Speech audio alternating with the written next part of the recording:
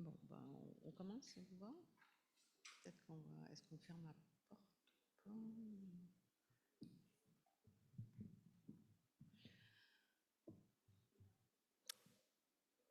Alors, bonjour à toutes et à toutes, que vous soyez avec nous en présence dans cet amphithéâtre ou en ligne.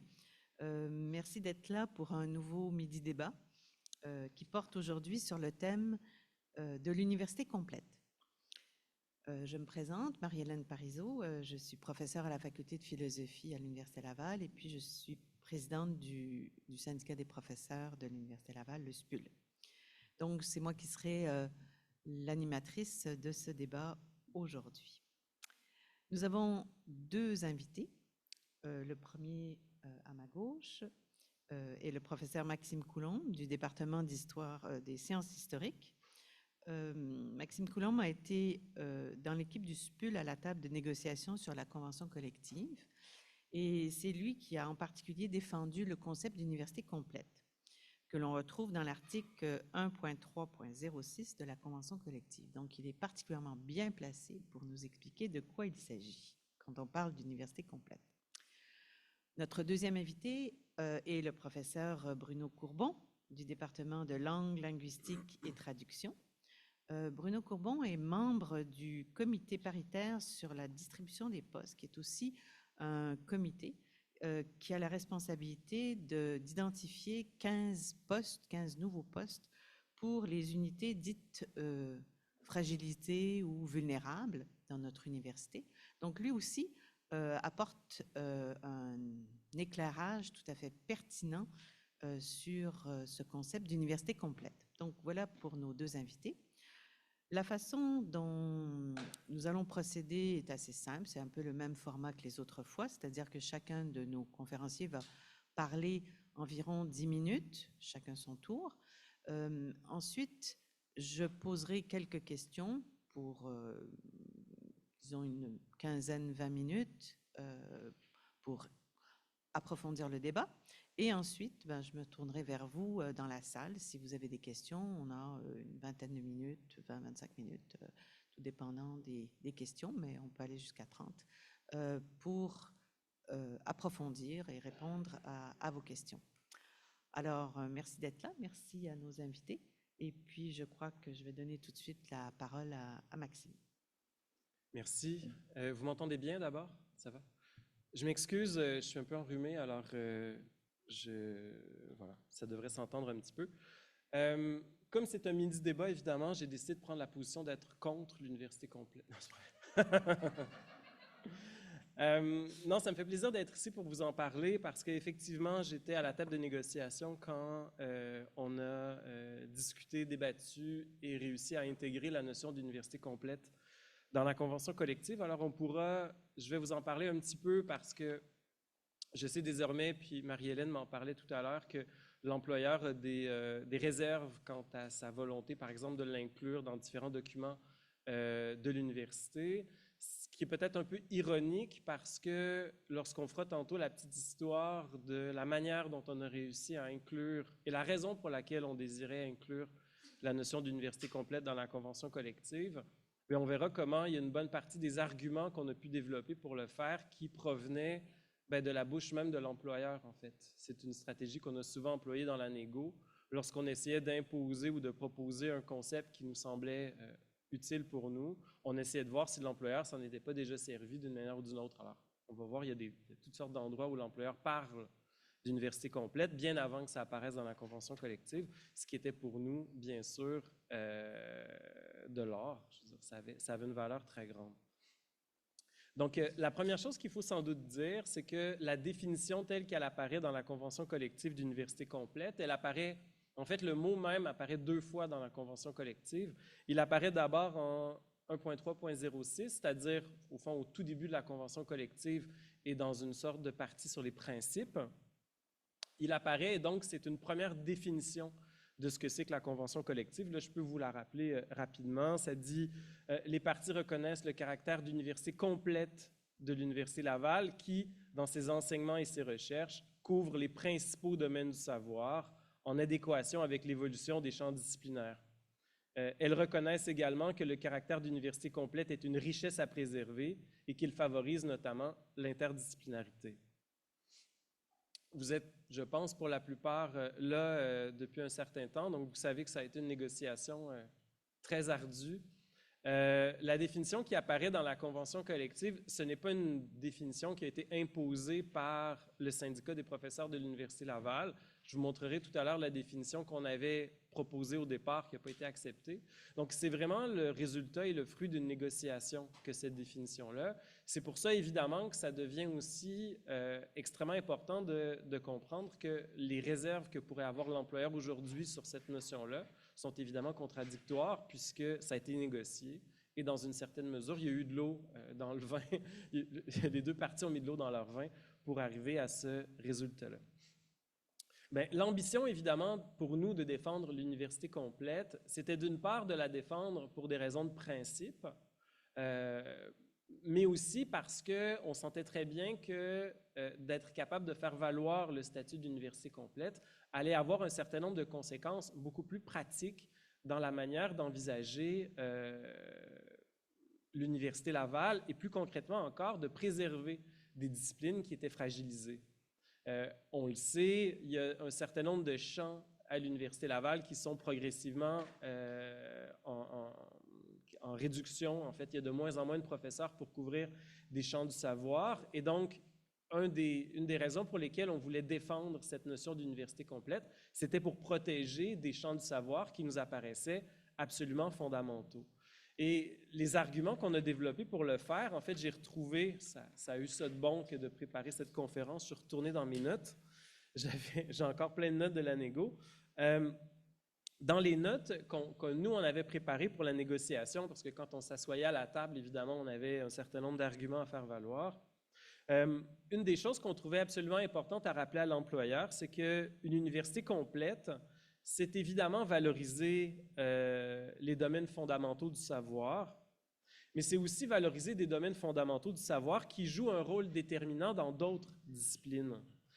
Moi, je suis dans un champ qui est celui des sciences historiques. Il est évidemment fondamental que de faire de la recherche sur l'histoire. Il en va d'être capable d'avoir un rôle critique sur la société contemporaine. Il en va de la recherche fondamentale, bien sûr, mais c'est évidemment aussi un champ qui nourrit d'autres champs fondamentaux, l'histoire de l'art, par exemple, mais aussi l'enseignement de l'histoire au secondaire, voire au cégep, voire dans d'autres niveaux. Donc, d'être capable de stabiliser, de maintenir un champ comme celui de l'histoire joue un rôle dans la recherche fondamentale, mais joue aussi un rôle très pratique dans la capacité qu'on a dans d'autres champs de la connaissance, comme par exemple ici l'enseignement. D'autre part, évidemment, c'est aussi être capable de maintenir l'université dans un rôle actif dans la ville de Québec. Québec est la capitale. Québec est aussi une ville qui est dotée, par exemple, d'un orchestre symphonique, qui est dotée d'un musée national des beaux-arts. Il est évidemment absolument invraisemblable, voire contradictoire, qu'il n'y ait pas des expertises dans l'université de la ville qui couvrent ces champs du savoir-là. Et enfin, je dirais peut-être même principalement pour l'Université Laval, ce qui était peut-être importante pour elle, c'était de reconnaître, et ça a été assez rapide et on va y revenir ensuite, c'était de reconnaître que pour l'université, en fait, il y a une question de prestige à être une université complète. La plupart des grandes universités, entre autres américaines, comme les universités de la Ivy League, ce sont des universités complètes, c'est-à-dire des universités qui couvrent les principaux domaines du savoir. Et donc, pour l'université, d'appartenir à cette catégorie d'université, c'est prestigieux. Dans un sens, c'est aussi changer la manière qu'on pourrait avoir d'envisager le financement de l'université. On y reviendra tout à l'heure. Mais il y a des avantages clairs à l'université, ne serait-ce que dans la manière qu'elle a de se présenter dans la ville et dans la société, que celle d'appartenir à un statut qui est celui d'université complète. Et ça, on a compris que c'était un argument important pour l'université quand on s'est mis à... Évidemment, on a fait des petites recherches, et on s'est mis à retrouver un peu partout en ligne des documents de l'Université Laval, entre autres sur le Rouge et Or, mais aussi ailleurs, dans des discours, par exemple le discours à la course au rectorat de Brière, voire le discours de la victoire de la rectrice de l'Université Laval, qui font référence à la notion d'université complète. Évidemment, c'est en utilisant ce levier-là qu'on a pu dire à l'employeur, bien, écoutez, vous êtes déjà en train d'en parler, vous, dans une certaine mesure, vous gargarisez du statut d'université complète de l'Université Laval. Il serait donc légitime d'être capable de l'intégrer dans la convention collective. Et ça, l'employeur a fini par accepter. C'est souvent une rhétorique qui a fonctionné assez bien, en fait, dans la négociation, que de mettre l'université devant une sorte de fait accompli, c'est-à-dire qu'elle se soit déjà engagée sur un certain nombre de concepts pour être capable de lui faire dire, bien, écoutez, je pense que le pas de plus, ce serait juste de l'écrire parce que vous le pensez déjà, puis vous le manifestez déjà dans la négociation. Et donc, pour nous, d'être capable de mettre le pied dans cette porte-là, allait nous permettre ensuite de défendre un modèle d'université qui était différent d'une université qui ne serait tournée que vers, par exemple, le marché du travail ou l'économie, entre autres la recherche financée. Parce que défendre une université complète, ça veut aussi dire d'envisager une université dans laquelle il existe une forme de péréquation où les facultés riches sont capables de soutenir les facultés moins riches pour être capables de protéger et de développer ce statut d'université complète. Si c'est un principe fondamental, si une université qui se respecte dans un sens est capable de couvrir les domaines fondamentaux du savoir parce que c'est important et c'est fondamental, eh bien, il importe aussi qu'il y ait une autre manière de soutenir l'université qu'une stricte mécanique économique de rentabilité, de la valeur des EETP ou du poids que représente le financement en recherche, par exemple, de différentes sections. Et donc, on l'a proposé, ça a été le fruit d'une négociation assez longue. En fait, je peux vous lire d'abord la définition qu'on avait, nous, au départ de la négociation. Ça va vous permettre de voir le travail de négociation dans un sens, mais aussi ce qu'on a accepté de changer dans la négociation pour adoucir peut-être la formule de départ. La formule de départ, c'était... à l'époque, c'était encore d'ailleurs 1.1.x parce qu'on ne savait pas l'endroit où ça allait aboutir dans la Convention. Quand vous faites une négociation, évidemment, tous les articles se mettent à bouger. Fait que là, quand on ajoute un nouvel article parce qu'il n'y avait rien, on ne lui donne pas un numéro définitif. Donc, la définition était une université qui, dans ses enseignements et ses recherches, couvre l'ensemble des domaines du savoir. Évidemment, le diable est dans les détails. L'employeur, l'ensemble, c'était un concept qui le faisait frissonner. Alors, on a utilisé un euphémisme pour glisser vers les principaux domaines du savoir. Et d'autre part, qui est en adéquation aussi avec l'évolution des champs disciplinaires, c'était un enjeu que l'employeur trouvait absolument important, c'est-à-dire qu'on ne peut pas imaginer une université non plus qui soit cristallisée dans une image précise, mais qui soit capable aussi de répondre aux enjeux de société, qui soit capable de s'adapter aux transformations qui existent à l'intérieur même des champs du savoir. Et donc, on a voulu que cette définition-là apparaisse et qu'on ajoute en fait dans 1.3.06 le fait qu'il s'agit de reconnaître que l'université complète est une richesse à préserver. Pour l'anecdote, parce que je sais que vous êtes là beaucoup pour les anecdotes, dans la négociation, au bout d'un certain temps, l'employeur a demandé la présence d'un conciliateur du gouvernement parce que les choses étaient tendues. L'employeur sentait très bien qu'il y avait, nous aussi d'ailleurs, qu'il y avait une grande distance qui nous séparait. Malheureusement, probablement pour l'employeur, le conciliateur qui a été nommé, c'est quelqu'un qui a été assez sensible en fait à énormément des enjeux de cette négociation-là, des enjeux qui nous concernaient nous. Et il y a des morceaux de la convention collective, on ne lui rendra jamais assez hommage, qui lui appartiennent en fait, ses propositions à lui, dans une certaine mesure. Quand ça venait du conciliateur, en général, quand ça faisait notre affaire, on ne s'en mêlait pas trop. Donc, une richesse à préserver, c'est quand même une formule, puis on le reconnaît avec le temps, nous, il y avait son style à lui, là, on reconnaît ses formules.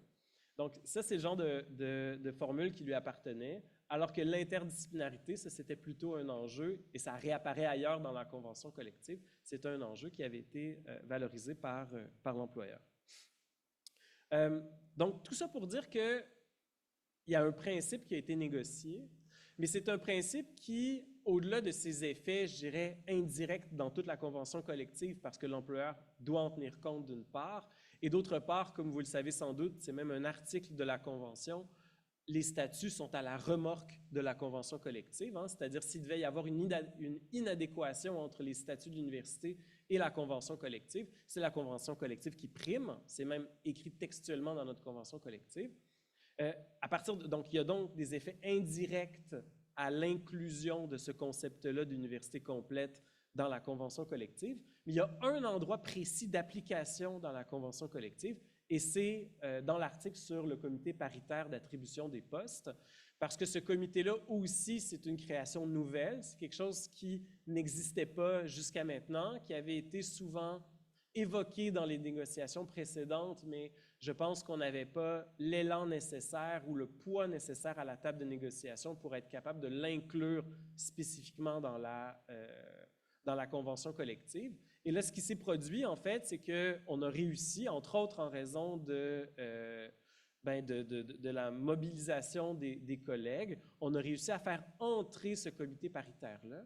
Et que fait-il exactement, le comité paritaire? Bien, ce qu'il fait, en fait, c'est qu'il permet d'attribuer des postes dans des unités qui sont fragilisées, mais sans que ces postes-là n'exercent de poids dans les finances de la faculté. C'est donc des postes qui sont à l'extérieur du financement facultaire, et donc leur principe, littéralement, c'est d'être capable de participer, c'est même écrit dans l'article, de participer à maintenir l'université complète parce que c'est des postes qui visent à couvrir ces domaines de savoir et qui ne sont pas un poids financier pour la faculté, c'est-à-dire que la faculté n'a pas d'emblée à être capable de légitimer ces postes-là par un certain nombre, je ne sais pas, d'augmentation d'étudiants, etc. Et ce modèle-là de comité paritaire, ça a été évidemment extrêmement difficile, ça a pris beaucoup de temps avant que ça entre. Et puis ensuite, on a évidemment débattu du nombre de postes, mais on a pu faire valoir le fait qu'il y avait des universités qui avaient des principes équivalents à celui-là, des universités, entre autres scandinaves, qui ont ce principe-là de postes qui ne sont pas donnés par les facultés, mais qui sont donnés par une sorte de conseil des sages, si vous voulez, dans les universités. Et donc, on a réussi à faire valoir cet argument-là. Mais vous voyez comment, du principe à l'article, il y avait pour nous, évidemment, la nécessité d'abord de négocier, puis on a essayé de négocier dans l'ordre le plus souvent possible les articles, parce que dans la mesure où on faisait rentrer les principes, ça devenait plus facile de modifier le texte ensuite. Mais pour nous, c'était avec l'ambition d'être capable d'alléger ou de changer le modèle de fonctionnement de l'attribution des postes à l'Université Laval et qu'il y ait donc une certaine forme de péréquation. Le comité paritaire, ce n'est pas un succès total, vous le savez, c'est un succès partiel, mais ça démontre quand même, puis espérons que la prochaine négo peut-être nous permettra d'aller plus loin, mais ça démontre quand même comment est-ce qu'on a fonctionné dans la négociation, puis comment l'université complète peut être un levier, en fait, pour changer la manière d'envisager l'Université Laval. Et ce désir-là, je vais terminer là-dessus, mais ce désir-là d'Université Laval, il ne venait pas, en fait, ni du comité de négociation, ni de l'exécutif du syndicat. C'était un désir qu'on voit déjà apparaître, qui était déjà manifeste dans le cahier des charges qui avait été présenté, qui avait été discuté par le conseil syndical au tout début de la négociation, en fait, avant même que la négociation apparaisse. Donc, il y avait vraiment une volonté très forte, et je dirais que cette volonté-là, c'est un des succès qu'on a obtenus. Elle a réussi à s'incarner dans la convention collective. À nous maintenant d'être capables de la maintenir, voire d'en augmenter ou d'en étendre le champ d'application. Merci beaucoup, Maxime Coulombe. Je crois que tu as mis la table sur certains propos que Bruno Courbon va commencer à nous expliquer. À toi, Bruno. Oui, bonjour à toutes et à tous, et merci d'être là. Merci aussi au SPUL d'organiser cette rencontre. Je vais aborder la question. Je pense que c'est important qu'on ait des espaces d'échange de la sorte. Donc moi, j'ai mis un petit chronomètre et je ne m'étendrai pas trop. J'ai une expérience qui est une expérience, disons, de deuxième. J'ai pris un deuxième wagon pendant cette négociation. Avec la grève qui a eu lieu il y a maintenant 2 ans. J'étais pas dans le comité de négociation et j'ai pas connu effectivement la mise en place de ce caractère d'université concrète, l'inclusion de cette formule dans la convention collective. Mais en tant que linguiste, cette expression, cette formule a retenu mon attention. Et principalement, je vais travailler un petit peu autour en fait, de l'expression elle-même et puis de ce qu'il peut y avoir derrière, de comment on peut arriver à ce genre de formulation. La première fois que je l'ai rencontrée, cette expression, je me suis dit, tiens, c'est un pléonasme. En gros, on dit deux fois la même chose avec deux mots différents. Parce que, par définition, une université se doit d'être complète et doit faire le tour des connaissances de la même manière qu'une encyclopédie doit faire le tour des savoirs d'une époque. Et puis, à y réfléchir, je me suis dit que finalement, elle portait en elle-même son contraire, à savoir l'existence d'universités incomplètes, d'universités qui pouvaient ne pas être complètes. Et finalement, j'ai pensé à plusieurs unités, comme on les appelle dans la convention collective, à plusieurs départements, à plusieurs secteurs dans notre propre université, l'Université Laval. Et je me suis dit que finalement, notre université était un peu trouée parce qu'il y avait des secteurs qui avaient disparu. Pourtant, il y a toujours des recherches de pointe qui se font à travers le monde, mais on a perdu des joueurs ou des joueuses, comme on dit. Et j'ai un exemple qui me vient à l'esprit. Par exemple, l'Université Laval se targue, et je pense à juste titre, d'être la plus grande université francophone ou la première université francophone en Amérique du Nord. Et pendant très longtemps, pendant plus de 50 ans, elle a été à la pointe de l'histoire de la langue française et en particulier de l'histoire de la langue française au Québec et en Amérique du Nord plus largement. Et depuis 20 ans, il n'y a plus de spécialistes, il n'y a plus de professeurs qui œuvrent dans ce domaine. Donc on a une perte de savoir, une perte de connaissances et d'accès aux connaissances du passé aussi. C'est un exemple illustratif, mais voilà, à y réfléchir, je me suis dit que finalement notre université n'était de facto pas si complète que ça. Et donc je vais revenir un petit peu sur cette notion d'université complète et notamment sur la combinaison de ces deux termes. Pour moi, il s'agit, on le voit à l'écran, on l'a vu dans l'annonce, c'est présenté université complète comme un concept. De mon point de vue, ce n'est pas un concept, c'est encore une notion. Et je vais faire une petite explication sur le sujet. Tant qu'on n'a pas un terme qui a été formalisé et qui se trouve conceptualisé dans un domaine ou un autre de savoir, de connaissance, de pratique, on a encore quelque chose qui est de manière un peu labile, une formule, une formulation, une expression, mais on n'a pas un élément qui est vraiment stabilisé dans les champs de savoir, de compétences, qui soient techniques, scientifiques ou autres. Et si on cherche, je n'ai pas fait la recherche, mais j'ai fait des petites recherches Google, comme on peut faire facilement. Si on cherche le terme université complète, ça ne conduit pas vers des dictionnaires terminologiques, vers des dictionnaires de domaine, d'un domaine juridique, d'un domaine des sciences médicales, d'un domaine X, Y, Z. Donc on a affaire à quelque chose qui est encore assez labile. Et c'est ça qui est intéressant aussi, du point de vue qui est le nôtre aujourd'hui, c'est de voir comment est-ce qu'on peut définir ce qui n'est pas encore véritablement un terme ancré, inscrit dans une culture institutionnelle ou dans une culture de spécialité, dans une communauté spécialiste, mais qui a quand même intégré la convention collective des profs de l'Université Laval et donc qui a quand même une valeur, c'est-à-dire une valeur au moins normative et une valeur autre, une valeur d'objet d'échange, de discussion, puisqu'aujourd'hui on a quand même une rencontre au sujet de ça. Donc je dirais que c'est non pas un concept ni un terme, mais plutôt une notion programmatique. Et cette notion, elle porte en elle-même peut-être plusieurs projets, des projets qui peuvent être divergents selon la façon dont on définit la complétude derrière le caractère complet de cette université. Alors je pense que quand on a l'université, la notion d'université est déjà quelque chose qui est plus ou moins concret selon les rapports qu'on a avec l'institution, avec le lieu de savoir et d'échange. Et une université complète, c'est déjà quelque chose d'assez abstrait. Et je pense que pour arriver, et c'est un des éléments sur lesquels je veux insister, et pourquoi c'est important de discuter autour de ça, il me semble que il faut trouver les moyens de rendre le plus concret cette notion qui reste abstraite dans des modes d'ancrage, dans l'expérience qu'on peut avoir de l'université. Évidemment, il ne s'agit pas de mettre une pancarte à l'entrée du campus en marquant complet ou université complète, comme on peut avoir une pancarte à la porte d'un hôtel ou à la réception d'un hôtel, complet, ça affiche complet au sens où il n'y a plus de place. C'est pas ça, c'est pas ce sens-là d'université complète. Hein. Quoique, on pourrait parfois se poser des questions. On pourrait se dire, finalement, on a une surcharge de travail dans la plupart des secteurs, peut-être tous les secteurs de l'université, et peut-être que finalement, on devrait afficher complet pour pouvoir mieux travailler en qualité. Vous voyez, mais ce sont des questions, hein, des questionnements qu'on peut avoir. Mais ce n'est pas dans ce sens-là, je pense qu'il faut entendre complet. Les premières définitions qu'on rencontre quand on tapote université complète sur Google, hein, c'est qui couvre tous les domaines du savoir, hein, ou la définition qu'a lue tout à l'heure Maxime, de l'article 1.3.06, couvre les principaux domaines du savoir en adéquation avec l'évolution des champs disciplinaires.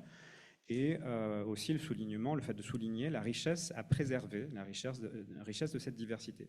Et moi, je reviendrai sur le mot complet, parce qu'il peut donner lieu, il a déjà donné lieu dans des discussions que j'ai eues avec des collègues, notamment au sein du comité paritaire, il peut donner lieu à deux objections.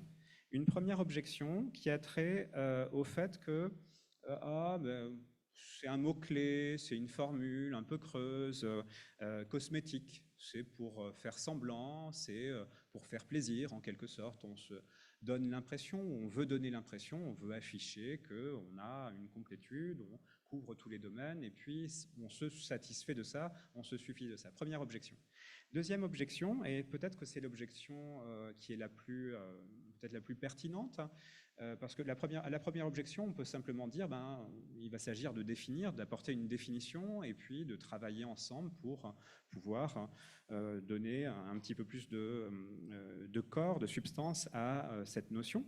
Deuxième objection, c'est l'objection à laquelle, dans le comité paritaire sur la distribution de postes, sur laquelle on a discuté assez longuement, puisque je vous le rappelle, hein, les deux seuls endroits dans la convention collective actuelle dans lesquels le terme ou l'expression université complète se trouve, c'est l'article où elle est définie, donc article 1.3.06, et dans l'article 3.6.05, voilà, j'y arriverai, qui est l'article 3.1.05 exactement, qui est l'article sur la distribution de postes, sur le comité paritaire sur la distribution de postes. Hein.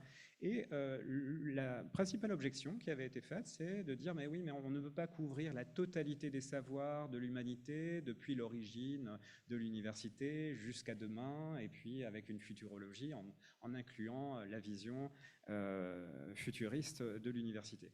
Et à ça, je pense que la réponse, elle doit être une réponse en termes de qualité, non pas quantitative, et exclusivement quantitative, mais une réponse en termes de qualité. Couvrir certes les principaux domaines du savoir, mais ajouter peut-être des domaines qui ont une pertinence aux yeux des collègues qui composent le collège des profs de l'Université Laval, hein, en l'occurrence, hein, d'une part, et d'autre part qui possède aussi et qui conserve, et ça c'est la richesse à préserver, hein, je dirais, l'expression richesse à préserver, qui conserve une pluralité de voies, d'options théoriques, de démarches méthodologiques, de champs de vision, de champs conceptuels. Et là, on est dans des grandes lignes qui sont les lignes application directe ou utilité directe versus recherche fondamentale, modèle théorique, approche plus globalisante, plus englobante. Hein. Et donc, ici, on est plus que dans une vision quantitative de l'université complète, avec un certain nombre de champs disciplinaires qui sont couverts. On est dans une approche plus qualitative où on regarde la diversité des modes d'approche, des styles épistémiques aussi, et on s'oppose, université complète s'oppose non seulement à université incomplète, trouée peut-être, mais s'oppose aussi à université standardisée ou une université industrielle, en d'autres termes, au sens où une université qui serait établie sur un modèle unique, uniformisé, où chacune œuvrerait dans une seule et même direction. Et je pense que c'est aussi ce modèle unique, ce modèle de l'université uniformisée, que la notion d'université complète permet de contrer dans une certaine mesure. Je finirai, puisque j'ai 10 secondes, hein, je finirai sur les conditions, à mon avis, après une petite réflexion, hein, les conditions qui me semblent être importantes à établir pour que cette université complète idéale, hein, peut-être dans une visée asymptotique, hein, on n'atteindra peut-être pas cet idéal d'université totalement complète, mais pour que cette université complète puisse se mettre en œuvre, hein, tout d'abord, qu'il y ait une capacité, une force à résister à des courants ou à des éléments extra-universitaires qui vont peser sur les décisions internes à l'université et peser sur les choix, sur les orientations qui sont décidées. Alors ça peut être ici des courants ou des forces qui sont économiques, industrielles, politiques, idéologiques, il y en a beaucoup. Ça ne veut pas dire que l'université doit se fermer sur elle-même, mais avoir une ouverture raisonnée, réfléchie sur le monde extérieur et une ouverture réfléchie et raisonnée de sorte à ne pas avoir de perte irréfléchie d'expertise. Parce qu'il y a de la perte d'expertise, inévitablement, il y aura toujours de la perte d'expertise, mais le fait de ne pas réfléchir à la perte de savoir, de connaissances et de possibilités de transmission de ces connaissances, hein, peut davantage poser problème. Et puis une deuxième condition, c'est la bonne santé collective, le fait d'avoir des acteurs, actrices qui, en toute collégialité, œuvrent à mieux définir, mais aussi à consolider, à renforcer cette université complète qu'ils composent. Un petit rappel étymologique, complète, c'est la même racine que plein. Plein, plénitude. Quand on parle de plénitude, on n'est pas très très loin du bonheur aussi, hein. Donc de bonnes conditions de travail, avec une sérénité. On est aussi subjectivement, positivement, et de façon constructive, hein, dans aussi ce que devrait être une université complète. Ça veut dire une université où tous les profs qui se lèvent le matin ont envie d'aller travailler, ont envie de mener leurs recherches, ont envie de partager avec leurs étudiants et étudiantes ce qu'ils et elles connaissent, hein. Donc voilà, une deuxième condition, la bonne santé collective, de sorte à pouvoir, de manière, dans des espaces de discussion, pouvoir choisir aussi le mieux possible des recrutements et des orientations à venir. Et troisième et dernière condition que j'ai listée ici, c'est de garder en tête deux notions qui sont dans la convention collective, une qu'il a intégrée lors de cette négociation, à savoir la notion de raisonnabilité, et la deuxième notion, la notion d'équité. Il me semble que ça rejoint le système de péréquation, hein. Il me semble qu'on ne peut pas être tout à fait le ou la même prof si on n'a pas exactement, mais si on n'a pas du tout le même type de conditions de travail dans la même institution. Et là, il y a tout un travail à mener pour arriver à équilibrer. Je pense que la notion déjà de charge de travail raisonnable est un premier pas pour pouvoir parvenir à être dans cette meilleure ou plus grande plénitude en vue de développer, créer, construire cette université complète que nous ne savions pas, que nous rêvions et que nous pouvions imaginer, envisager, actualiser, réaliser un jour. Voilà, c'est un petit peu le tour que je voulais faire autour de cette notion. Merci Bruno.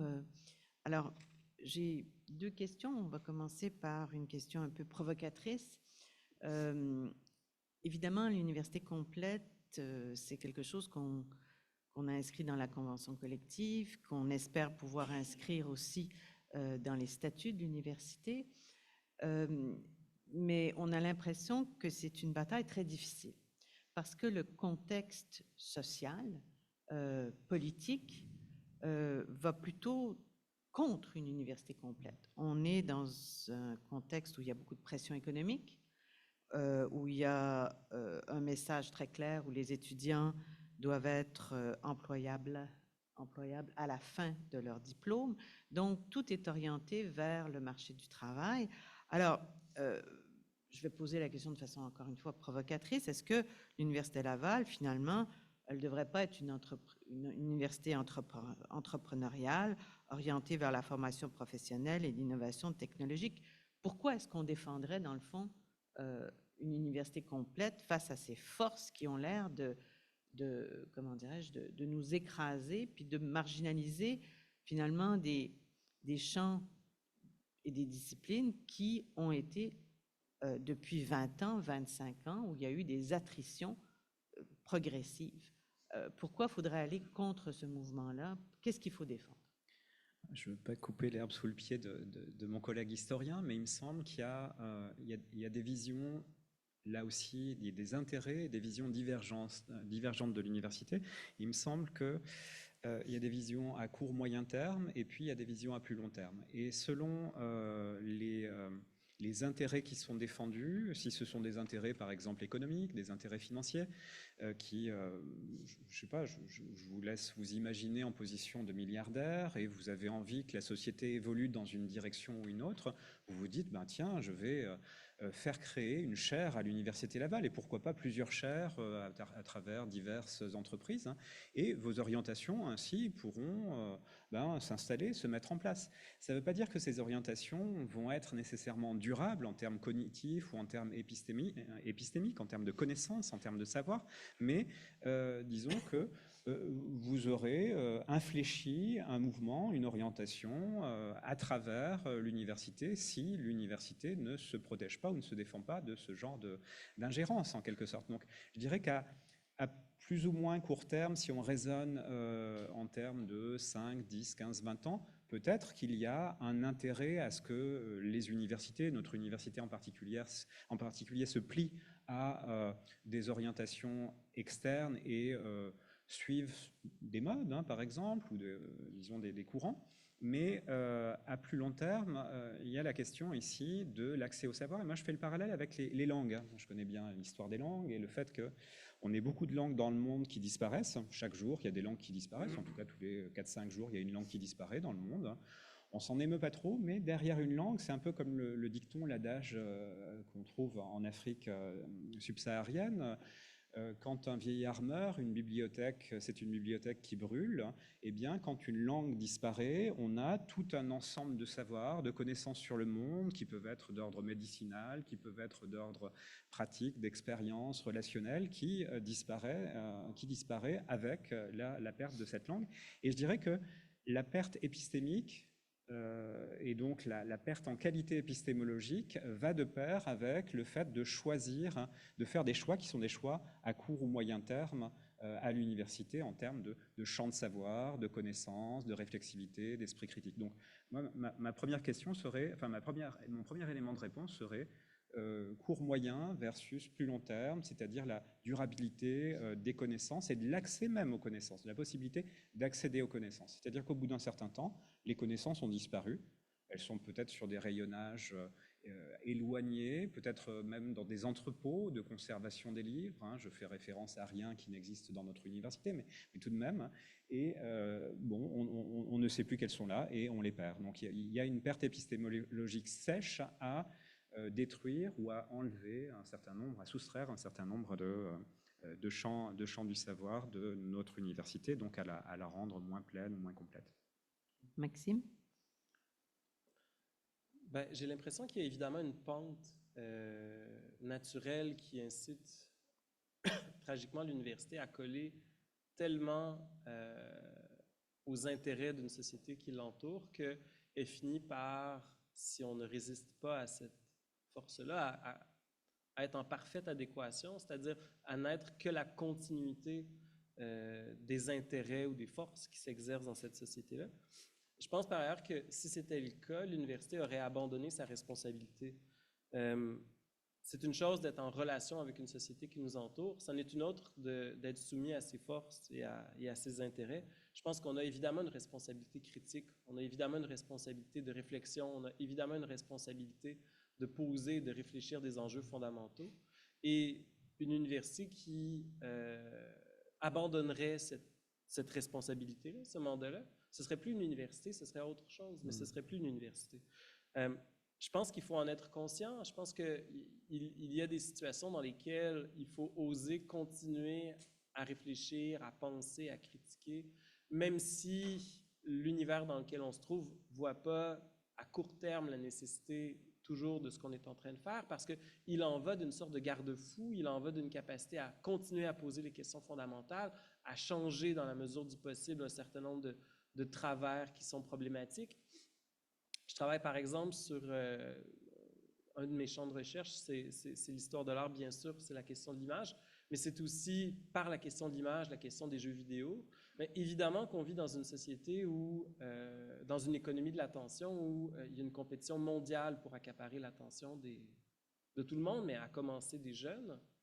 Évidemment, si l'université, la position qu'elle finit par adopter, c'est de nourrir et de ne faire que participer à nourrir cette économie de l'attention-là, c'est elle-même qui va finir par disparaître. Alors évidemment qu'il faut résister, il faut au contraire être capable d'interroger, questionner, ouvrir la réflexion sur justement cette économie de l'attention-là, d'être capable de la situer dans l'histoire, d'être capable de comprendre sa relation, par exemple, avec le développement industriel au 19e siècle, de comprendre comment il n'y a pas toujours eu même le concept d'attention, qu'il est apparu à un moment donné, cette notion-là, et qu'avant ça, on parlait de perception. Donc, que l'attention, ce soit le fruit du développement industriel, ça nous force soudainement à nous rendre compte que, ah tiens, le fait que j'utilise ce mot-là de manière naturelle, c'est pas anodin, ça veut dire que j'ai intégré peut-être aussi un certain nombre des valeurs qui fonctionnent avec ce concept-là.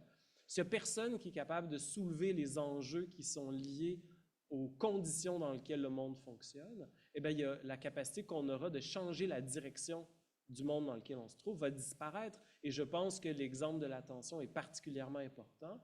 On se rend bien compte qu'il y a une fragilisation de l'attention aujourd'hui, il y a une fragilisation du développement de la subjectivité d'un certain nombre de jeunes et de moins jeunes. Il y a un réel problème de dépendance aux nouvelles technologies. S'il n'y a personne qui est capable de réfléchir à ces enjeux-là, si on est tous en train de se donner des tapes dans le dos en trouvant ça formidable, les nouvelles technologies, bien évidemment qu'il y a quelque chose qui va se perdre. Et c'est notre responsabilité à nous que de continuer à réfléchir.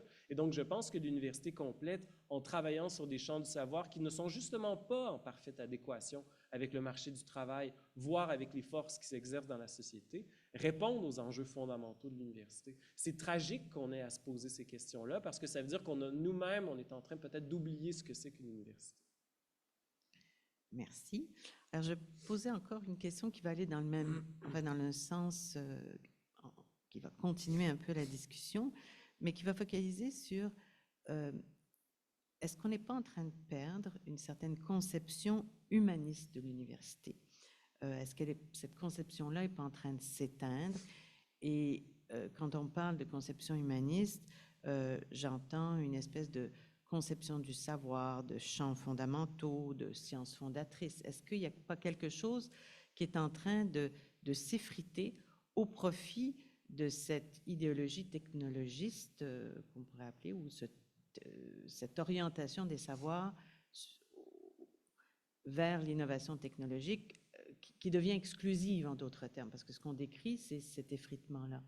Donc, je vous pose la question, est-ce que c'est une conception d'université humaniste qu'on est en train de perdre? Moi, je pense qu'il y a un risque, en effet. Il y a un risque de perte, c'est ce que je disais tout à l'heure, sur la perte épistémique, le risque d'avoir un effritement et d'avoir en marketing, dans le milieu des supermarchés, on parle de déqualification des produits. Le fait pour un même produit d'être vendu sous la même étiquette, d'avoir le même poids, parfois on enlève un peu de poids pour vendre au même prix ou un peu plus cher, mais d'avoir le même poids, donc même quantité, même produit, même étiquette, mais on change les ingrédients et on met des ingrédients de moindre qualité, de sorte à pouvoir vendre avoir à peu près la même marge de profit, disons. Donc le processus de déqualification, c'est un risque, effectivement. Ça peut être un horizon et c'est ce qu'il faut contrer. Je dirais que, de mon point de vue, je ne suis pas dans une vision dans laquelle il y aurait 1, 2, 3 paradigmes qui se succéderaient de manière très très claire avec le passage de A à B. J'ai comme l'impression qu'il y a aujourd'hui plusieurs modèles au sein de notre université, dans les universités occidentales, ou du moins celles que je connais. Il y a plusieurs modèles qui viennent se frotter, il y a des frictions. Et dans ces modèles, je pense qu'il faut arriver, et c'est aussi ça l'université complète d'aujourd'hui, contemporaine, c'est aussi arriver à s'écouter et arriver à comprendre que dans tel domaine, il y a des besoins qui ne sont pas les mêmes que dans tel autre domaine. Et puis peut-être que dans ce domaine X, Y, Z, je pense au domaine de la linguistique que je connais bien, il peut y avoir des collègues qui ont des besoins qui ne sont pas les mêmes besoins que moi comme linguiste, et donc arriver à continuer à se parler, à s'écouter, et à faire en sorte de maintenir une pluralité, encore une fois, une pluralité de voix, une pluralité de styles épistémiques. J'insiste vraiment là-dessus, hein. Je pense à Jan Hacking, qui a travaillé en épistémologie et qui a mis de l'avant le fait qu'on n'avait pas une seule façon de faire de la science, une seule façon de traiter de la connaissance et d'aborder les sujets, de les présenter, de les formuler. La façon même de les formaliser, de les concevoir, de les modéliser, a une influence sur les questions qu'on pose et les réponses qu'on peut apporter. Et donc le fait de maintenir une pluralité et de continuer à avoir du fondamental là où il y a aussi de l'applicatif, je pense que c'est quelque chose, une richesse à préserver selon le terme qui a été intégré à la convention collective. Et j'ajouterai, je fais un petit rebond sur ce qu'a dit Maxime il y a un instant, continuer à critiquer, à se donner la possibilité de critiquer ce qui se passe dans la société, critiquer au sens le plus objectif du terme, à avoir un esprit critique, à exercer un esprit critique. Et Maxime a dit, même si les tendances sociétales vont à l'encontre actuellement, moi je dirais surtout si les tendances de la société vont dans le sens de la diffraction de l'attention, dans le sens de l'accélération des rythmes, eh bien, c'est l'un des rares lieux, l'université, où on peut prendre le temps de lire, prendre le temps de se former, de se questionner, de réfléchir ensemble. Et donc, il faut absolument protéger ce lieu-là comme une espèce de forteresse, mais encore une fois, pas une tour d'ivoire, une forteresse au sens un rempart, mais avec des ouvertures, avec des entrées-sorties, avec la possibilité justement de nourrir la société et inversement de se nourrir de ce qui se passe dans la société. Maxime? Pour continuer, je pense que ces réflexions-là sont vraiment très belles. Puis je pense que quand on dit est-ce que on est en train de perdre une université humaniste, puis là on s'arrête une seconde, puis on se dit humaniste, on finit par avoir peur de ce mot-là.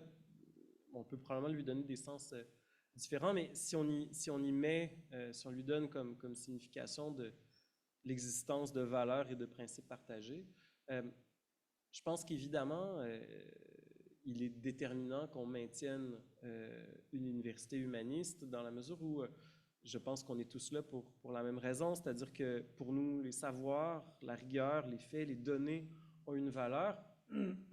Et défendre un modèle qui serait parfaitement relativiste, c'est désormais un peu ça. Hein? Qu'est-ce que c'est qu'un professeur d'université, au fond? On a des gens qui ont des compétences à peu près égales, je suis sûr, ou vous dites ça, mais on pourrait dire autre chose, etc. Ce relativisme-là, qui malheureusement est désormais dans l'air du temps, c'est évidemment le meilleur outil du libéralisme économique qui, au fond, est capable de détruire le savoir pour ensuite être capable de le remplacer par les commodités, le fait de vendre des biens matériels et surtout le statu quo, parce que c'est ce que permet le relativisme. Si vous n'avez plus de levier pour changer les choses ou pour penser ou pour remettre en question quoi que ce soit, eh bien, le statu quo va durer de manière éternelle. Donc, je pense qu'effectivement, il faut continuer à défendre une université qui soit ambitieuse, rigoureuse, exigeante, et dans une certaine mesure ancrée sur un certain nombre de valeurs et de principes fondamentaux. Je vois mal qu'est-ce qu'on ferait d'autre sinon. J'ai l'impression que c'est l'effondrement même de notre capacité à réfléchir et à travailler. Donc non, il faut le maintenir, il faut le défendre, et puis il faut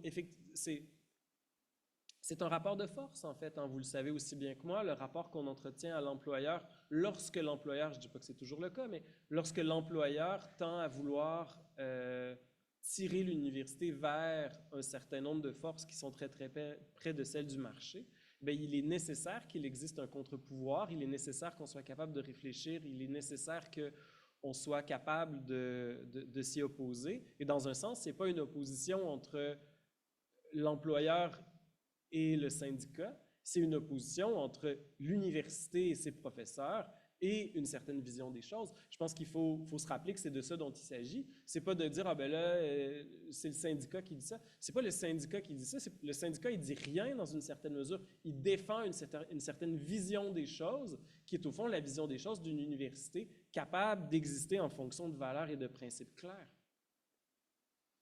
Merci beaucoup. Je crois que là, on a fait enfin, on a abordé des questions de fond. Je me tourne maintenant vers la salle. Est-ce qu'il y a des questions, des commentaires? J'espère que vous allez oser. Je vais vous demander de vous nommer, s'il vous plaît, avant de parler. Oui, Yves Tremblay, faculté de médecine. Puis ce que je vais dire là, je vais juste dire que ça fait 35 ans que je suis ici. Puis ce que j'ai l'impression qu'on vit en ce moment, c'est quelque chose qui a déjà commencé, ça fait très longtemps. Juste pour compter la petite histoire, dans les années 90, en recherche, on avait le Conseil de recherche médicale. Puis quand l'idée est venue de changer ce système-là, moi j'étais jeune prof à l'époque, je suis arrivé ici en 90, puis je demandais à mes profs plus vieux, mais c'est quoi le problème? Puis le problème, c'était qu'il y avait des savoirs qui traînaient dans les tiroirs. Puis il y avait un besoin de passer, je vais dire comme ça, d'un savoir-action. C'est-à-dire de orienter les gens vers, ben, tu t'en vas pas t'asseoir dans ton bureau puis réfléchir tout seul. Tu réfléchis en groupe, puis il faut que cette réflexion-là porte fruit, pas à très long terme, puis peut-être pas à moyen, mais à court terme. Et j'ai l'impression que là, on est dans ce mouvement-là, puis il y a des pressions externes qui s'exercent. Moi, j'ai des amis dans d'autres universités québécoises, puis j'en ai dans d'autres universités européennes, puis de l'Afrique du Nord, puis de l'Afrique subsaharienne. Afrique subsaharienne moins, mais c'est le même courant. Le courant est là, la pression est très forte. Tantôt, il y a quelqu'un qui disait qu'il faut s'opposer. Oui, c'est vrai, mais je ne sais pas, je n'ai pas le terme, là, mais c'est un astéroïde, c'est un soleil, cette affaire-là, là, par rapport à la Terre, mettons, là, tu sais. C'est pas évident, là. Je ne sais pas comment on peut faire ça. Je ne sais pas si on peut le faire. Je pense qu'il faut faire quelque chose. Puis, tu sais, je prends ma paroisse dans un sens, tu sais, je suis historien. Je pense qu'il faut se rappeler que les choses ont déjà été différentes aussi. Tu sais, je me rappelle d'un exemple, tu sais, puis vous avez complètement raison de dire à quel point on a une ambition de résultat à court terme. Puis, c'est une chose qu'on connaît assez bien en histoire ou en philosophie ou en sciences humaines, c'est que les choses prennent du temps. Je vous donne un exemple. La plupart, en tout cas, un bon nombre de très grandes recherches en France, par exemple, qui est un domaine que je connais mieux, ont été le fruit de ce qu'on appelle une thèse d'État. Une thèse d'État, c'est plus de 10 ans de travail. On pense à la Méditerranée de Fernand Braudel, on pense à l'histoire de la folie de Michel Foucault, on pense à l'être et le néant de Sartre, on pense à la différence et répétition de Gilles Deleuze, qui sont tous des projets gigantissimes intellectuellement, qui ont bouleversé complètement le panorama de la pensée. Tous ces projets-là ont pris un temps extraordinairement long à réaliser. Mais la raison pour laquelle ils ont abouti, c'est parce qu'on a laissé ces gens-là tranquilles. Dans ce cas-là, c'était parfois pas encore des professeurs, mais si on ne permet pas à nos professeurs d'être capables d'avoir du temps pour penser, c'est ce genre de projet ambitieux-là qui va disparaître. Et je pense qu'une des raisons pour lesquelles c'est fragilisé désormais, c'est qu'on ne fait pas confiance aux professeurs. On a l'impression que si on ne leur donne pas des échéanciers à court terme, eh bien, qu'est-ce qu'il va faire le prof dans son bureau? Il va faire ses mots croisés, quoi. On présume du pire du professeur, alors que dans les faits, on aurait pu faire autre chose de notre vie que de devenir professeur à l'université. Et on a sacrifié des années importantes de notre vie pour être des chercheurs. Pourquoi présumer qu'une fois qu'on va avoir franchi la porte de notre bureau, on va arrêter? Je trouve que dans une certaine mesure, il y a une infantilisation du professeur d'université où il faut accepter le fait que les choses prennent du temps. Il faut faire confiance aux gens qu'on a nommés dans leur position et leur donner les moyens de réussir leur recherche, même si, effectivement, ils ne vont pas avoir à rendre des résultats à tous les 3 mois. C'est sûr. Bien, je suis d'accord avec vous, hein. Puis je vais juste imager ça avec quelque chose de très personnel que moi j'ai vécu. Quand je suis rentré ici, je suis rentré ici professeur subventionnel. Et puis, j'ai été subventionnel pendant 12 plus 3, 15 ans. Et quand j'ai eu ma permanence, c'est parce que le FRSQ à l'époque, qui avait lancé le programme de chercheur de carrière que j'ai obtenu, j'ai reçu une lettre disant ben, tu gardes le titre, mais on n'a pas l'argent pour le payer. Puis ça, c'était 3 fois 5 ans décroissant. Je suis allé voir ma vice-doyenne à la recherche. Puis là, j'ai dit qu'est-ce que je fais? Ben, ça va te prendre un poste. Puis à un moment donné, j'ai posé la question, j'ai dit, pourquoi est-ce que ça prend si longtemps? Et là, tu ne peux même pas imaginer la réponse que j'ai obtenue. On avait peur qu'on arrête de travailler. Mhm. Peut-être deux mots. Merci pour cette remarque. Et effectivement, il y a un questionnement, hein. Aujourd'hui, on n'a pas parlé jusqu'à présent des conditions d'émergence de cette expression, de cette formule, hein, université complète. Il y a quand même un certain nombre de conditions.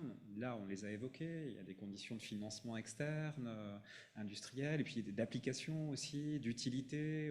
On le met de l'avant, hein, dans les demandes de subventions. Est-ce que ça va avoir une utilité sociale? Est-ce qu'il y a des retombées? Donc il y a toute une terminologie, il y a toute une rhétorique qui existe, hein. Moi, je ne suis pas en train de dire il faut jeter le bébé avec l'eau du bain, il faut vider tout ça et puis revenir au monde d'avant. C'est pas du tout ça et j'y crois pas. Je pense pas qu'il y ait des paradigmes comme ça qui se suivent de manière nette, mais il faut se méfier, hein. C'est-à-dire qu'il y a un mouvement qui fait que ça gruge, hein, et de fil en aiguille, on se rend compte qu'il y a un démantèlement ici, là, dans du fondamental, dans du théorique, dans du plus profond, dans ce qui exige du temps, de la rigueur aussi. Parfois, il y a des projets qui sont bâclés, botchés, si vous me permettez, parce qu'il faut aller vite, hein, parce qu'il faut rendre des résultats. Et je ferai juste mentionner un article publié dans Nature il y a un an à peu près, fin 2023. Décembre 2023, vous le retrouverez facilement. Dans le titre, il y a disruptivité en anglais. Et cet article montre que depuis 50 ans, c'est-à-dire depuis à peu près le moment où on commence à avoir des projets qui sont financés à court moyen terme, sur des échelons de 2 ans, 3 ans, avec des très grosses équipes interdisciplinaires, ce qui n'est pas une mauvaise chose, hein, de mon point de vue, c'est très bien de travailler en interdisciplinaire. Mais depuis une cinquantaine d'années, on a une grande perte en disruptivité. Alors, quelle est la cause? Quelles sont les causes? Est-ce qu'il y a des corrélations à établir, etc., etc. On ne sait pas, mais en tout cas, on observe qu'il y a une grande perte en capacité de création nouvelle, de nouveautés, de connaissances, hein, depuis une cinquantaine d'années. Peut-être parce qu'on a atteint le pic, hein, peut-être qu'il n'y a plus rien à découvrir et plus rien à connaître, ou peut-être qu'il y a des conditions qui font qu'on n'arrive pas à produire vraiment on n'a pas le temps suffisant pour produire de la connaissance véritablement nouvelle qui vient faire révolution en quelque sorte dans un champ ou un autre du savoir. Un petit mot très rapide et puis je laisserai la parole, hein. J'ai pas dit tout à l'heure que dans la racine de ce mot complet, j'ai dit qu'il y avait la même racine que le mot plein. J'ai pas parlé aussi de la grande proximité entre plein et complet. On parle de temps plein et de temps complet. On ne parle pas de temps total d'ailleurs. Quand on travaille à temps plein, on peut travailler à temps complet, c'est à peu près des synonymes, hein. Et on a un mot très très proche qui a été formé à partir de complet, c'est complément. Compléter, complément. Qui dit complément dit complémentarité. Et moi, j'appuierai vraiment là-dessus pour avoir une université peut-être de qualité, de haute qualité. On parle aussi dans un esprit mercantile. Quand on voit l'université comme un objet de marchandise, un objet marchand, on parle d'université de premier plan, d'université d'excellence, d'université d'impact même, avec une terminologie issue de la balistique, hein, c'est la balle, l'impact de la balle sur une surface donnée. Là, on est quasiment dans une terminologie militaire. Mais pour avoir une université de qualité, je pense qu'il faut avoir des complémentarités fortes, avoir des réseaux, des relations importantes déjà à l'interne, et donc des espaces d'échange, de discussion, de création de savoir. Voilà. Réponse à l'observation. Oui. Alors bonjour, je suis Christelle Linder-Cieslac, je viens de la faculté de droit. Moi, il y a une question qui m'interroge, c'est la mobilisation là, de l'université complète dans nos facultés face au plan stratégique qui nous est souvent invoqué. Puis c'est très très concret chez nous. Là, j'ai 2 exemples. Dernièrement, notre doyenne présentait la recherche et elle a présenté toutes les chaires de recherche qui étaient d'ailleurs souvent financées par des acteurs privés. Et après, elle a créé la catégorie autre. On ne savait pas trop ce qui était dedans, mais on a compris que c'était tout ce qui restait, qui ne correspondait pas à ce qu'était son plan stratégique. Et puis ça a des impacts aussi au niveau des postes. Moi, je travaille en droit civil. Et il y a vraiment des livres dans le Code civil qui sont plus couverts, où il n'y a presque pas de collègues au Québec qui travaillent dans ce domaine-là. Et on a des collègues qui sont partis à la retraite ou partis dans d'autres universités. Et on aurait besoin de postes de civilistes qui fassent du droit civil fondamental. Et on nous a opposé que ça serait mieux pour le plan stratégique ou la vision de l'université d'embaucher un collègue qui travaillerait sur une thématique plus prometteuse en termes de financement que de travailler sur le droit civil. Alors on est vraiment souvent en difficulté par rapport à cette réflexion, parce que c'est presque aussi faculté de droit complète aussi. Donc soit être dans, c'est ça, ce marasme des autres, ou de ne même plus avoir de poste parce que comment on va aller chercher de l'argent, hein, c'est un peu le même, ce que tu disais tout à l'heure, quand on fait un travail, qu'on écrit un traité, ça peut prendre une dizaine d'années pour arriver à produire, mais c'est ça qui est utile. En ce moment, c'est les avocats qui sont obligés d'écrire leurs propres articles parce qu'on fait plus ce travail de fond. Alors voilà un peu la difficulté concrète qu'on rencontre face à ça. Merci. Commentaire. Vous avez raison. Je pense que vous nous montrez à quel point cet enjeu-là, c'est pas juste un enjeu global et général, mais c'est aussi un enjeu qui se décline en fait à tous les niveaux pratiquement de la structure de l'université. Je pense que c'est important de s'en rappeler parce qu'on présume que droit doit fonctionner plutôt bien. Ce que vous montrez quand même, c'est que même à l'intérieur de ces structures-là, il y a des glissements, il y a des déplacements.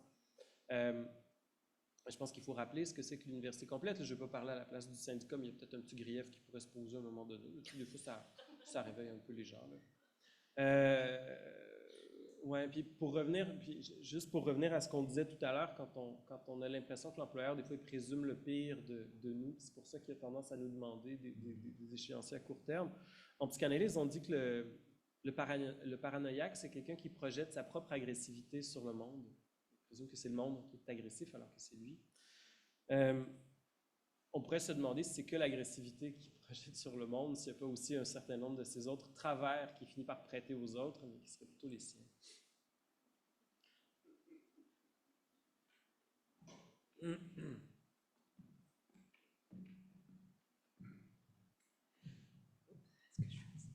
Oui, bonjour, moi c'est Anne Guichard, je suis de la faculté des sciences infirmières.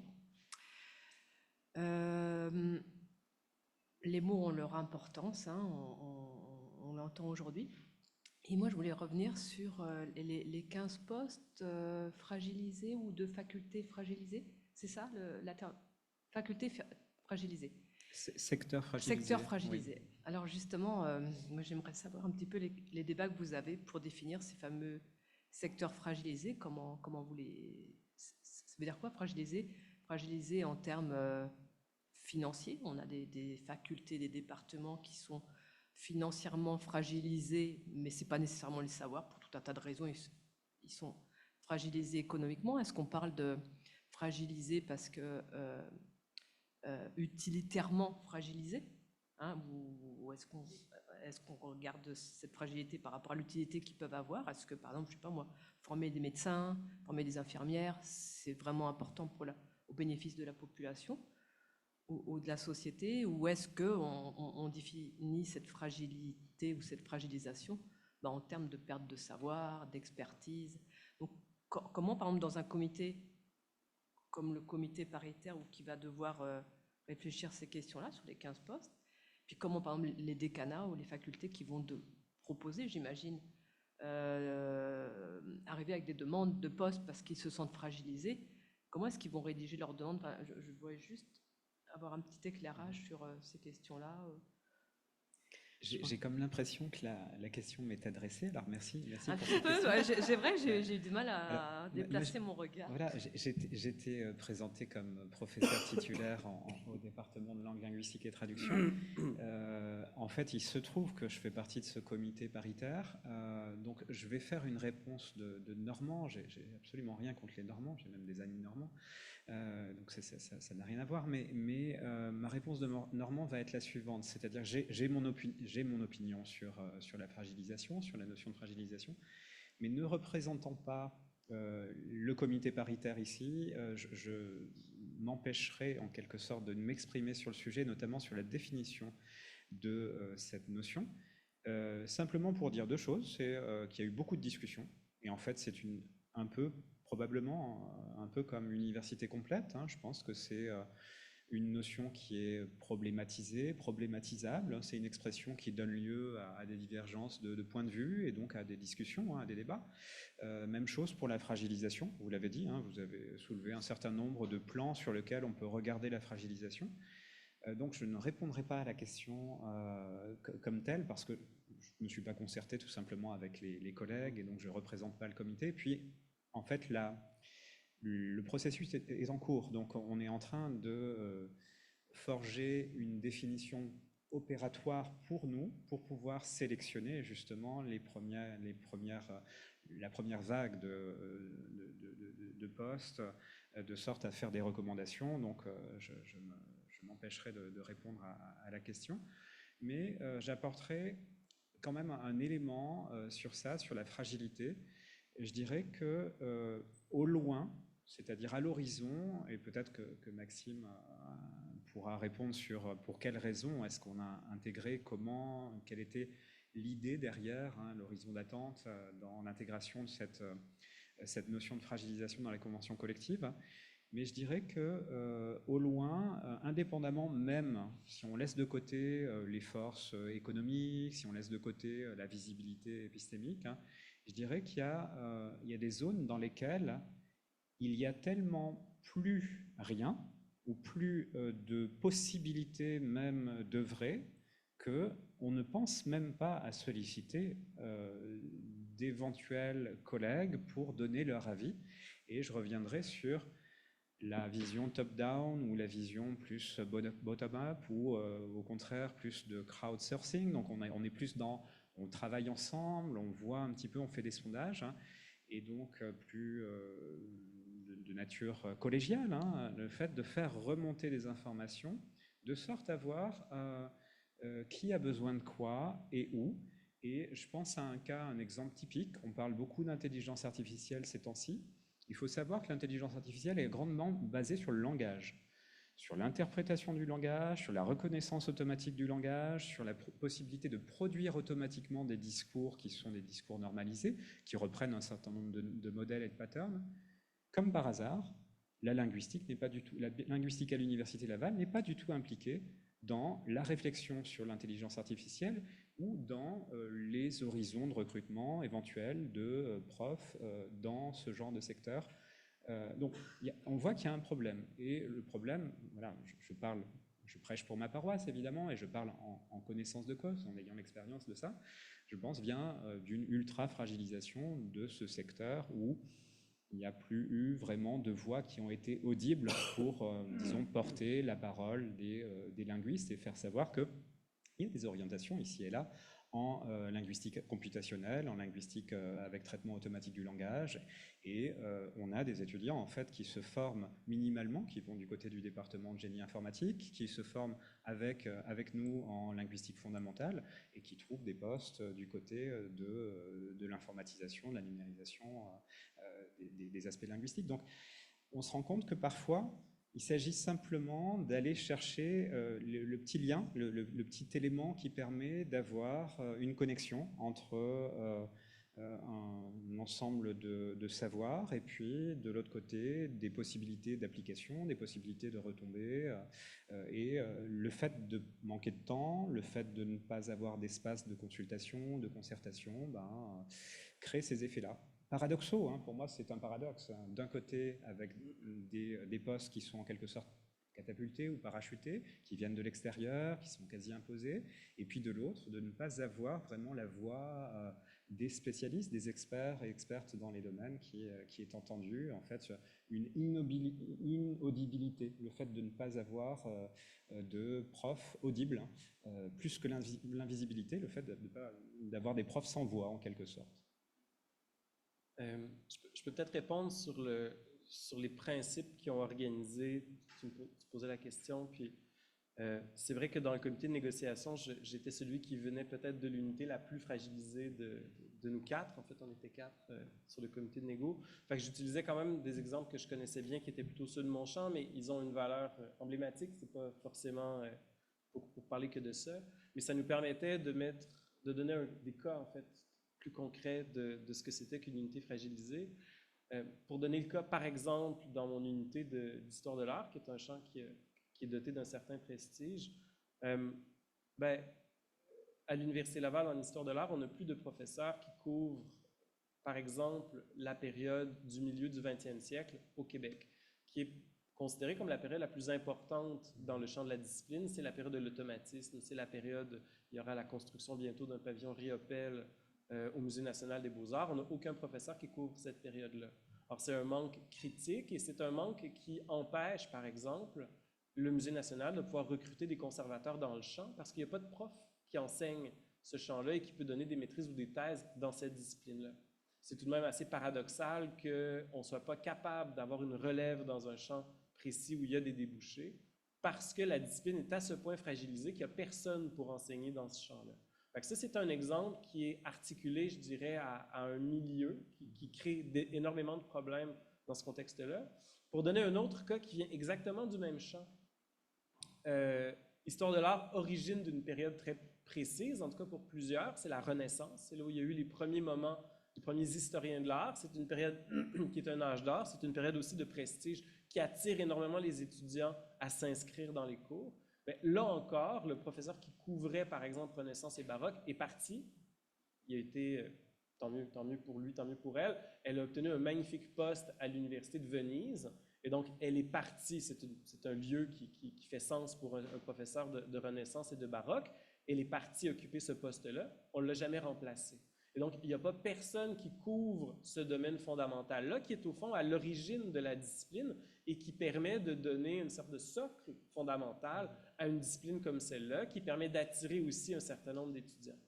Dans la mesure où on est face à une unité qui peine à être capable d'attirer des étudiants parce qu'elle n'est pas capable de donner les cours qui seraient capables justement d'avoir ce pouvoir d'attraction-là, eh bien là, on est face à une discipline qui va sombrer toute seule. C'est-à-dire qui est plus capable de se sortir toute seule de sa propre condition et qui aura besoin donc d'aide extérieure pour être capable de maintenir et de stabiliser en fait un champ d'expertise qui lui permettra ensuite de se redéployer vraisemblablement dans le futur. Alors ça, c'était des exemples qu'on a beaucoup employés à la table et dans une certaine mesure, c'était des exemples qui étaient bien choisis parce que ça mettait l'employeur mal à l'aise parce qu'il y a évidemment des liens entre l'Université Laval et le Musée national. On croise des recteurs et des vice-recteurs au vernissage. Et donc, quand on leur dit, c'est mon cas, je me rends au vernissage, puis je leur dis, ben, c'est drôle, hein, vous êtes là, il y a une expo, mais on n'a pas de collègues dans ce champ-là. Mais à un moment donné, il faut utiliser parfois aussi le langage de l'employeur. Il y a une question de prestige qui est associée à ça. Ça devient très difficile de rester dans une situation inconfortable très longtemps. Et donc, on en a beaucoup parlé, ça a servi, ça a permis d'illustrer ce problème-là, mais qui n'est évidemment pas propre à Histoire de l'art, qui est propre à un certain nombre de disciplines un peu partout sur le campus, qui sont dans une posture tellement inconfortable qu'elles ne pourront pas s'en sortir seules. Merci. Il y a une autre intervention? Si vous avez une intervention, vous approchez le micro. Non, non. Oui, vous le détachez peut-être.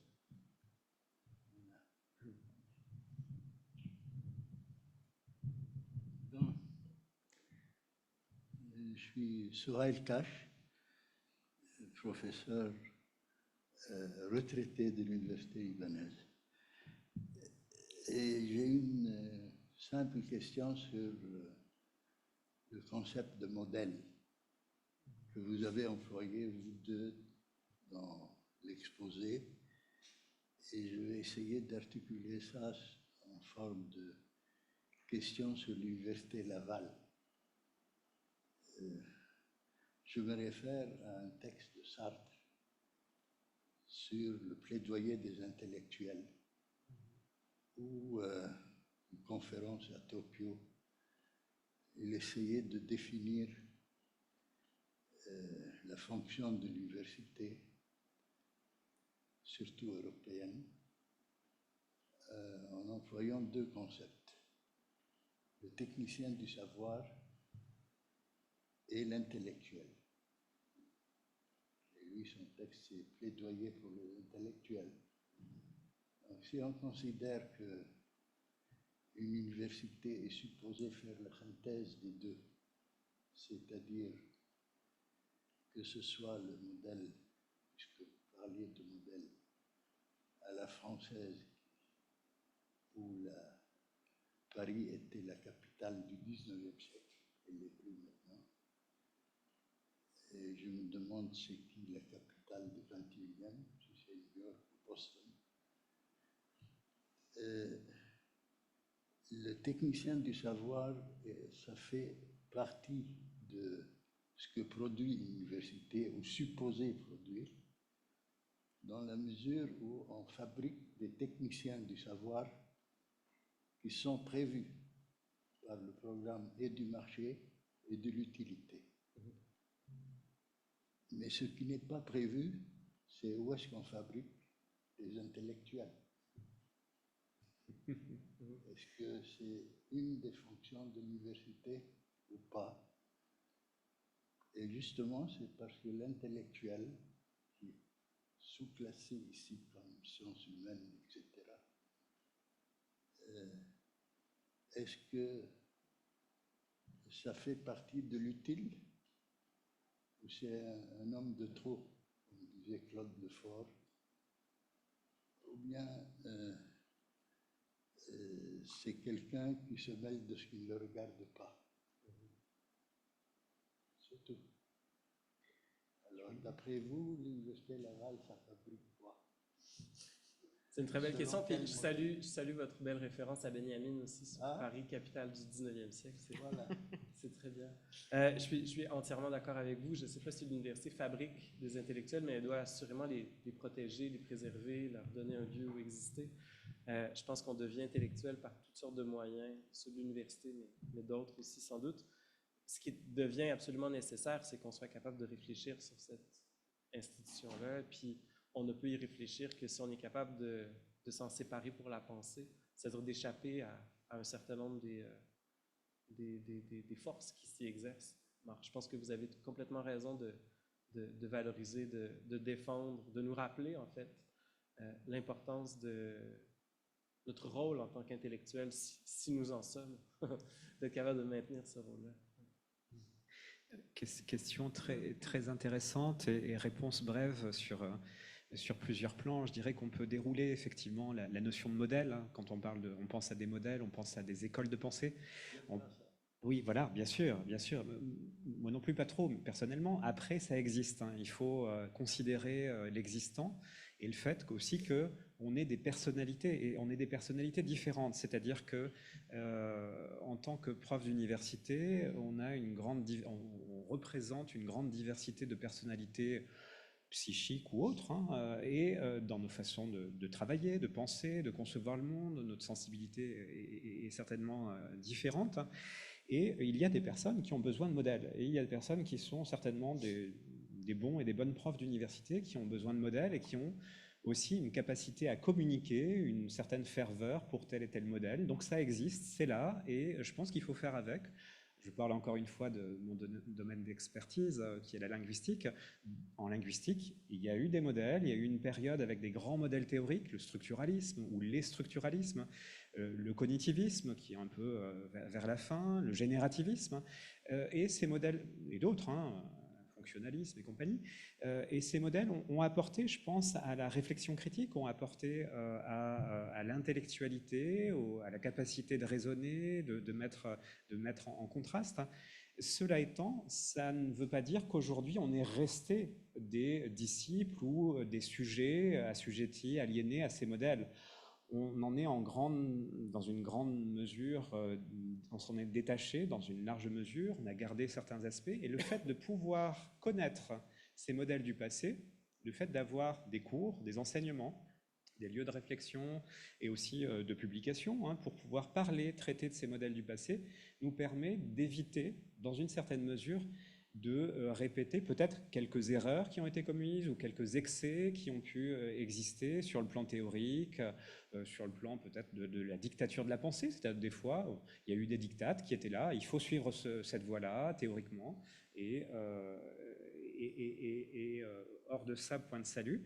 Donc je pense qu'avoir une vision un petit peu distanciée, avoir un recul encore une fois, un recul épistémologique, un recul théorique sur les connaissances qui relèvent de modèles ou plus ou moins, c'est important. Et je pense que c'est le seul lieu en fait véritable où collectivement on peut développer ça. L'université, on peut développer ces ouais. Modèle et sa pertinence au niveau de la production du savoir lui-même. Au niveau institutionnel. C'est ça. Alors, une société prend un modèle d'une université, par exemple, c'est Laval. On entend beaucoup parler que Laval veut être le Harvard du Québec. Je sais pas. C'est dans ce sens-là. Ok. Laval, dans ce sens. Le modèle externe. De quoi est-il le nom? C'est ça. De quoi est-il le nom? C'est intéressant. Modèle de prestige, université d'excellence, etc. Donc un modèle externe qui est projeté effectivement comme un idéal à atteindre du point de vue interne, du point de vue institutionnel. Je ne répondais pas sur ce plan. Et en fait, je vais répondre à l'autre question. Je ne parle plus de modèle. Laissons de côté la question du modèle, du prestige, etc. Mais je vais répondre brièvement sur le plan qui est celui intellectuel, technicien. Il y avait une dernière question, puis j'aurais souhaité que la personne la pose avant de partir. Non, je suis très content d'avoir cédé ma parole à monsieur. Mais vous avez encore le temps de poser votre question. Vous vouliez communiquer? C'est correct. Vous êtes sûr? J'avais pas d'habitude à répondre de toute façon. Quel dommage. Ouais, je dirais que préserver la richesse qui est celle d'une université complète, c'est en particulier éviter que des cerveaux qui ont été formés dans nos universités disparaissent ou en tout cas s'en aillent ailleurs pour faire autre chose que participer aussi à la construction des savoirs et des connaissances ou être des intellectuels. Là où je vois que l'université, on parlait tout à l'heure de complet, incomplet, quand on parle de plénitude, on n'est pas très loin de l'intégrité, plein et entier. L'intégrité physique, morale, psychique, mentale, quand on altère l'intégrité, on est dans quelque chose qui relève de la déficience, on appelle ça déficience, maladie, on est dans un corps qui est plutôt malade ou un esprit qui est plutôt malade. Et si on a plusieurs cas, moi j'en ai plusieurs qui me viennent en tête, de personnes qui, développant une intellectualité, voulant être intellectuelles, ont dû sortir de l'université pour ce faire. Ça existe et je pense qu'on doit éviter ce genre de cas de figure où des personnes ayant commencé une carrière comme prof vont pour avoir une marge de manœuvre, une liberté pour un envol et devenir intellectuel véritablement plein et entier, s'éloignent ou sortent de l'institution et aussi vont critiquer l'institution universitaire parce qu'elle ne les a pas bien servis, elle les a desservis, elle ne leur a pas laissé l'espace requis, la disponibilité pour ce faire et le temps. Donc je pense qu'on doit préserver aussi ça. Bon, en parlant de temps, nous avons dépassé notre temps, alors je remercie tout le monde d'avoir été présent. Je vais juste ramener en 1 minute des points que je trouvais intéressants de la discussion. C'est que dans le fond, autour de notre université complète, on a parlé beaucoup d'une université qui tient à préserver une richesse du passé, qui tient à préserver des valeurs, des principes, qui tient compte des secteurs fragilisés qui sont une espèce de symptôme des trous. On a parlé des trous dans cette université complète. On a parlé aussi de l'importance de viser la qualité plutôt que la quantité à partir de cette idée d'université complète. On a aussi évoqué l'importance de donner la voix aux professeurs. Je crois que ça, c'est aussi que c'est eux qui peuvent définir aussi ce que c'est que l'université complète et surtout les incomplétudes, c'est-à-dire ces secteurs ou ces champs fragilisés. Ce qui m'a frappé aussi, c'est qu'on est revenu aussi sur les questions financières, c'est-à-dire que là, il y a des équilibres financiers qui sont nécessairement à revoir, et en particulier une répartition plus équitable des budgets au niveau des finances de l'université de façon générale. Donc, l'université complète, elle ne peut aussi se mettre en œuvre que si on repense l'équité financière dans la distribution d'une université complète pour compenser en quelque sorte les trous, ces espaces qui sont en en attrition, déliquescence et qui sont quand même essentiellement importants pour maintenir la richesse et puis la tradition d'une université qui est plus que centenaire. Alors, merci à nos invités et je crois que on vous remercie d'avoir été présents jusqu'au bout. À la prochaine fois. Merci.